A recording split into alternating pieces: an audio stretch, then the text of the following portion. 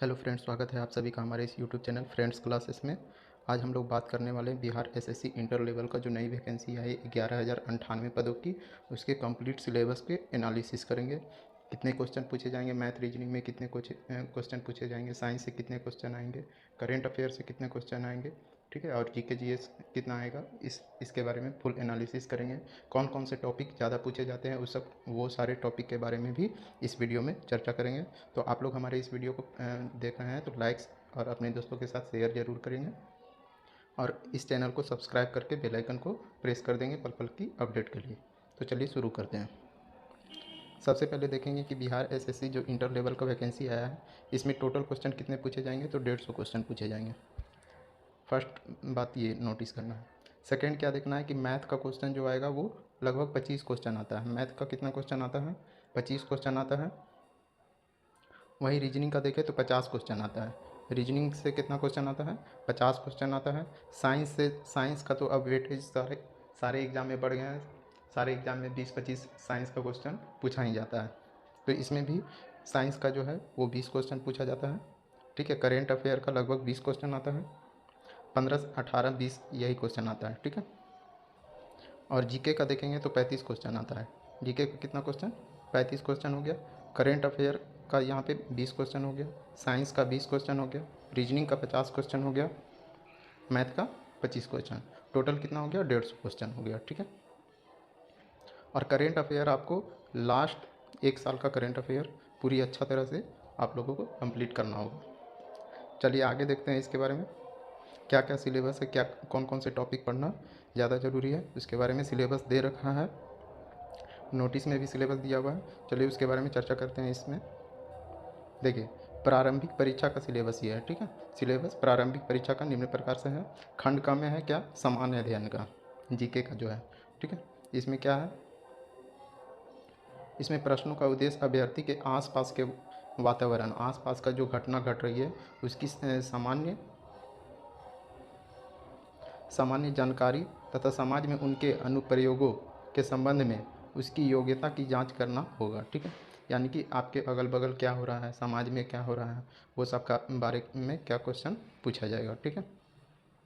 Next हम लोग देखते हैं वर्तमान घटना क्या घटित हो रहा है, ये सब के बारे में पूछा जाएगा। यानी कि ये करेंट अफेयर से रिलेटेड बता रहा है। उसके बाद दिन प्रतिदिन की घटनाओं की सूक्ष्म अवलोकन तथा उनके प्रति वैज्ञानिक दृष्टिकोण, यानी कि वैज्ञानिक दृष्टिकोण साइंस के क्षेत्र में क्या क्या वर्तमान में घटना घट रही है, इसके बारे में भी आपको जानकारी रखनी है। जैसे मामलों की जानकारी संबंधी ऐसे प्रश्न भी शामिल किए जाएंगे जिनके बारे में जानकारी रखने की किसी भी शिक्षित व्यक्ति से अपेक्षा की जाती है। तो ये सारे टॉपिक पूछे जाएंगे, ठीक है। यहाँ पे ध्यान देना है कि इसमें बिहार का भी क्वेश्चन रहेगा, और बिहार का ज़्यादा क्वेश्चन नहीं रहता है, 4-5 क्वेश्चन रहेगा, ठीक है। भारत से रहेगा क्वेश्चन, इसके पड़ोसी देश जो सटा हुआ देश है, पड़ोसी देश, उससे भी क्वेश्चन रहता है के संबंध में विशेष रूप से प्रश्न पूछे जा सकते हैं, ठीक है। यानी कि पड़ोसी देशों के भी जनरल नॉलेज को देखना है, ठीक है। करेंट अफेयर में क्या देखना है, वैज्ञानिक प्रगति, यानी कि साइंस के क्षेत्र में क्या क्या हो रहा है वर्तमान में, उसके बारे में। राष्ट्रीय और अंतर्राष्ट्रीय पुरस्कार, ठीक है। भारतीय भाषाएं पुस्तक, ठीक है। बुक का जो ऑथर होता है, कौन बुक कौन ऑथर, उसके लेखक कौन है, ये पूछे जाते हैं। लिपि हो गया, ठीक है। उसके बाद राजधानी देखिए, आपको राज्यों के राजधानी नहीं पूछे जाएंगे, देश के राजधानी पूछे जाते हैं। किसके राजधानी पूछे जाते हैं, देशों की राजधानी पूछे जाते हैं, ठीक है।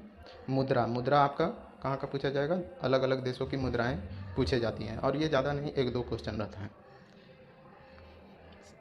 खेल खिलाड़ी, यहाँ से ज़्यादा टॉपिक क्वेश्चन आता है, ठीक है, खेल से ज़्यादा आता है। खेल खिलाड़ी हो गया, और महत्वपूर्ण घटनाएं, ये करेंट अफेयर का टॉपिक हो गया। नेक्स्ट हम लोग देखते हैं भारत और उसके पड़ोसी देश। इसमें क्या क्या टॉपिक पूछा जा सकता है, पड़ोसी देशों का इतिहास, ठीक है। पड़ोसी देशों का इतिहास से क्वेश्चन पूछा जा सकता है। भारत का इतिहास से पूछा जाता है क्वेश्चन, पूछा जा सकता है नहीं, पूछा जाता ही है। भारत की संस्कृति से आएगा क्वेश्चन, ठीक है। भारत की संस्कृति हो गया, भारत का भूगोल हो गया, भारत का आर्थिक परिदृश्य हो गया, स्वतंत्रता आंदोलन हो गया, भारतीय कृषि तथा प्राकृतिक संसाधनों की प्रमुख विशेषताएं हो गया, ठीक है। भारत का संविधान हो गया, ठीक है, भारत का संविधान पॉलिटी से आ जाएगा, भारत की राज्य व्यवस्था से आएगा, ठीक है। देश की राजनीतिक प्रणाली से क्वेश्चन आता है, पंचायती राज, इसमें सबसे जो इम्पोर्टेंट है वो पंचायती राज है, क्योंकि रेवेन्यू डिपार्टमेंट में पंचायत के बारे में जानना बहुत ज़रूरी होता है, तो पंचायत से क्वेश्चन पूछे ही जाते हैं, क्योंकि ये इसमें ज़्यादातर पोस्ट जो है वो रेवेन्यू डिपार्टमेंट का है, ठीक है, भू राजस्व विभाग का, तो इसमें पंचायत से क्वेश्चन पूछे ही जाते हैं। सामुदायिक विकास पंचवर्षीय योजना भी इम्पोर्टेंट टॉपिक है। राष्ट्रीय आंदोलन हो गया, और उसमें बिहार का योगदान, राष्ट्रीय आंदोलन में बिहार का योगदान, यहाँ से क्वेश्चन आते हैं। नेक्स्ट हम लोग देखेंगे खंड खा में क्या दिया हुआ है, सामान्य विज्ञान और गणित, ठीक है। सामान्य विज्ञान यानी साइंस और मैथ से कौन कौन से टॉपिक पूछे जाते हैं उसके बारे में देखेंगे। तो इसमें क्या दिया हुआ है, इसमें सामान्यतः मैट्रिक स्तर के निम्न विषय से प्रश्न पूछे जा सकते हैं, यानी कि इसका लेवल जो रहेगा वो कौन सा लेवल रहेगा, मैट्रिक स्तर का प्रश्न पूछे जाएंगे, ठीक है। नेक्स्ट हम लोग देखते हैं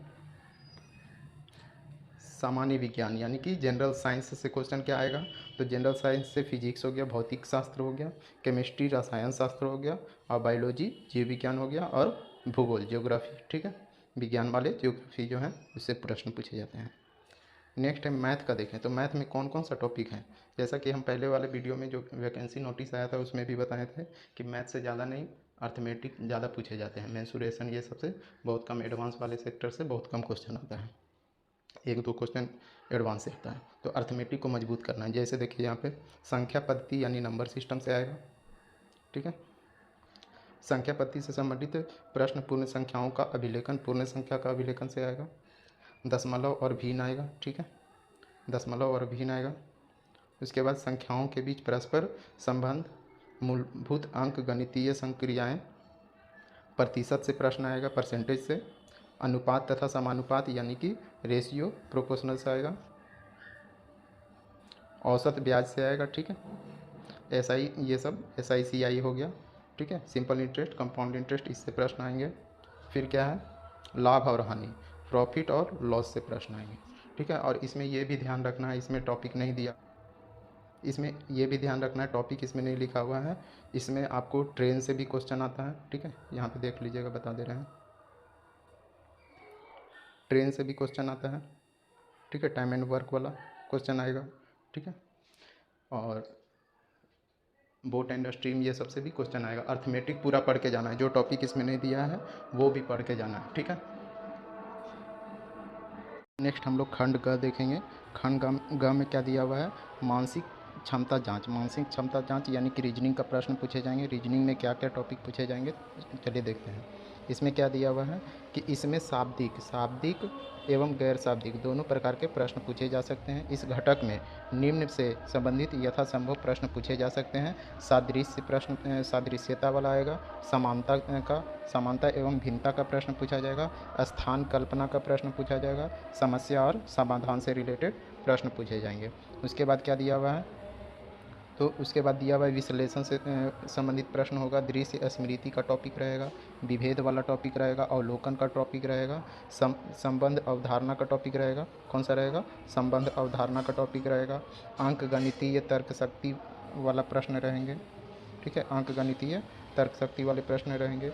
उसके बाद देखेंगे तो अंक गणितीय संख्या श्रृंखला का प्रश्न रहेगा।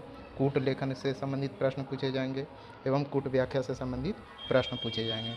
तो इतने सारे टॉपिक जो थे वो BSSC 10+2 वाले में सिलेबस में इतने सारे टॉपिक को पढ़ना था। तो आप लोगों को हमारा ये वीडियो कैसा लगा कमेंट में ज़रूर बताइएगा। अगर हेल्पफुल लगा हो तो वीडियो को लाइक ज़रूर करिएगा, दोस्तों के साथ शेयर ज़रूर करिएगा, और इस चैनल को सब्सक्राइब करके बेल आइकन को ज़रूर प्रेस कर दीजिए। मिलते हैं नेक्स्ट वीडियो में, जब तक के लिए टाटा बाय बाय।